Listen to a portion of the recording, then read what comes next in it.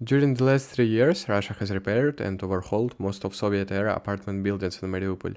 While some work is still ongoing, the intensity has significantly decreased compared to 2023 or 2024. However, many new buildings are still under construction, and I'm talking about the apartment buildings for sale. In my previous videos about Mariupol, I mentioned that there are two types of new constructions: compensatory buildings for those who lost their homes, and commercial buildings for sale. First, Russia built compensatory housing, where apartments were given out for free to those who had lost their homes. The most known example of compensatory buildings is Nevsky district. Unfortunately, many people didn't receive the apartments, but more on that later. And in summer 2023, the construction of apartment buildings for sale began, and their number grew with each passing month. There are dozens of them, I don't even know the exact number. Today I will only show the buildings that already have their exterior completed, as the majority are still in the early stages of construction. I will also tell you about the main problem with these buildings and the local residents' opinion on them.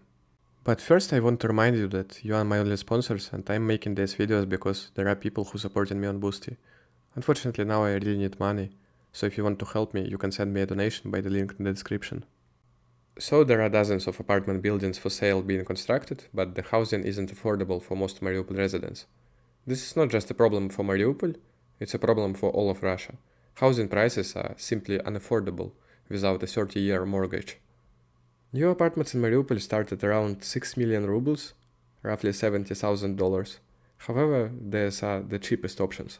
Most cost over 10 million rubles, more than $100,000. When the construction of these buildings began, Russia introduced a preferential 2% mortgage program for buying housing in new regions. As a result, developers increased housing costs. By the way, most of the people buying these apartments are from mainland Russia, not locals. You can tell by the license plates. The DPR region codes are 80 or 180, but most cars have plates from other regions. But I'll say this for some special people who are spreading bullshit about Russian colonization and replacing local citizens. 10 or 15 thousands of Russians who moved to Mariupol can't replace 200 thousands of local citizens.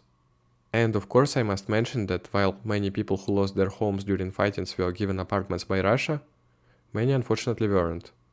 But since Russia is still building compensational housing, this problem might be solved in the future. Of course there are positive sides about these buildings for sale. The construction provides jobs for the city's residents. Developers are also landscaping the surrounding areas, like the area around the building with the clock in the city center. And speaking about the opinion of the local people, many people obviously don't like these buildings because of their unaffordable prices. However, many like these buildings because they make the city look modern and beautiful. They all look much better than the Soviet-era buildings.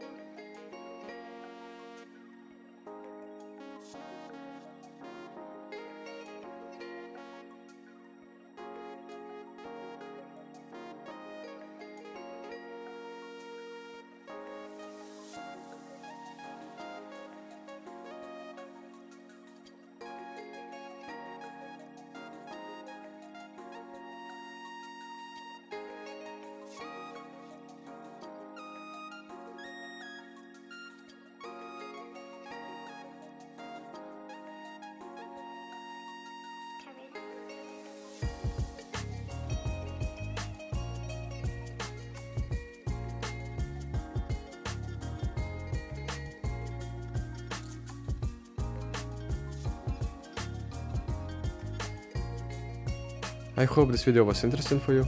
If you want to see more videos, you can support me on Boosty by the link in the description.